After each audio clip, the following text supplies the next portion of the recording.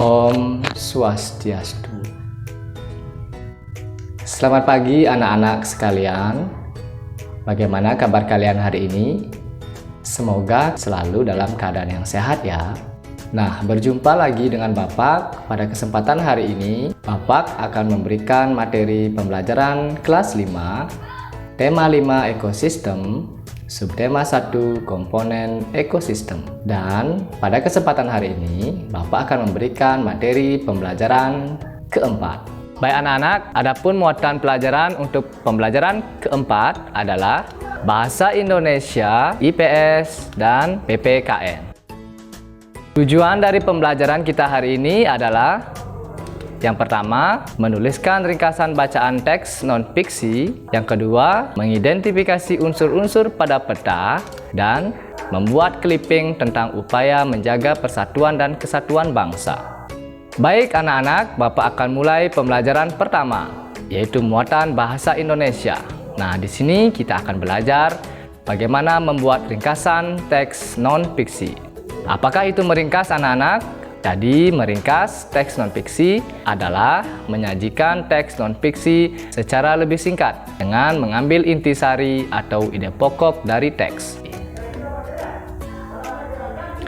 Hal-hal yang perlu diperhatikan saat membuat ringkasan teks non-fiksi adalah yang pertama, membaca teks non-fiksi dengan saksama. Yang kedua, menentukan ide pokok setiap paragraf pada teks non-fiksi. Yang ketiga, menyusun ide pokok tersebut ke dalam beberapa kalimat menggunakan bahasa sendiri. Dan yang terakhir, jangan lupa memperhatikan pemilihan diksi dan ejaan yang sesuai dengan ejaan yang disempurnakan. Nah, baik, demikian tadi materi untuk pembelajaran bahasa Indonesia.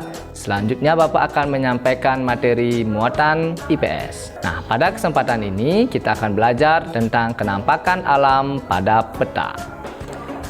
Anak-anak, kenampakan alam yang terdapat pada peta antara lain yaitu samudra atau laut, sungai, danau, rawa, gunung, dataran rendah, dan dataran tinggi. Nah, kenampakan alam yang terdapat pada peta yaitu samudra atau laut, sungai, danau, rawa, gunung, dataran rendah, dan dataran tinggi. Nah, bentuk kenampakan alam pada peta digambarkan dalam bentuk simbol atau warna. Cobalah amati peta pada gambar di atas. Kita bisa melihat ada berbagai warna di dalamnya yang menunjukkan perbedaan karakteristik daerah maupun perbedaan kenampakan. Ya, demikian anak-anak. Bapak lanjutkan materi IPS ya. Nah, contoh simbol pada peta dapat anak-anak lihat pada tabel di atas. Ada ibu kota provinsi, kemudian ada ibu kota kabupaten, ada kota madya, ada kecamatan, kemudian ada simbol dari gunung yaitu bentuk segitiga, kemudian ada simbol dari danau, simbol dari rawa-rawa, ada simbol sungai, simbol dari bandar udara atau bandara, dan ini adalah simbol dari pelabuhan laut. Nah, apakah anak-anak sudah memahami beberapa simbol pada peta? Ya, semoga kalian dapat memahami ya.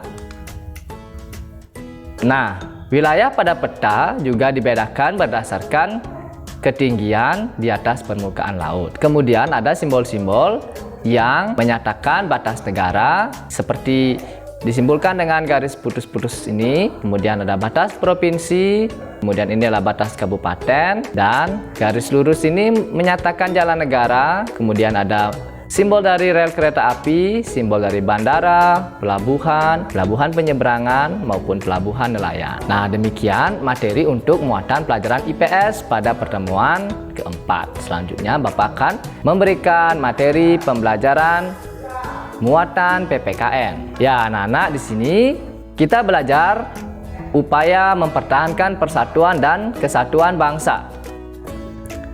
Nah, kira-kira hal-hal apa yang dapat kita lakukan untuk mempertahankan persatuan dan kesatuan bangsa?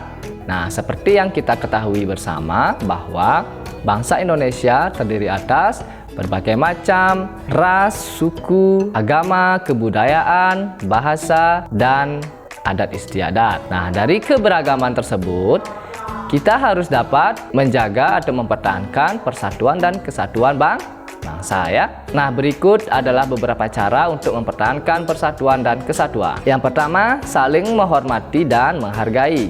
Kemudian yang kedua, menghargai hak dan kewajiban antar anggota masyarakat. Hal yang ketiga dapat kita lakukan untuk mempertahankan persatuan dan kesatuan bangsa, yaitu bergotong royong melakukan berbagai kegiatan. Kemudian memiliki sikap peduli terhadap lingkungan sekitar dan menolong tetangga yang mengalami musibah. Hal-hal lain yang dapat kita lakukan untuk mempertahankan persatuan dan kesatuan bangsa adalah menghargai pendapat orang lain saat bermusyawarah dan memiliki rasa toleransi antar sesama. Ya, ini adalah contoh gambar ilustrasi upaya kita untuk menjaga persatuan dan kesatuan bangsa. Baiklah anak-anak, demikian materi untuk pembelajaran kita hari ini. Jangan lupa untuk selalu menjaga kesehatan agar tetap bisa mengerjakan tugas dan mengikuti pembelajaran berikutnya. Bapak ucapkan sekian dan terima kasih. Sampai jumpa pada pembelajaran berikutnya.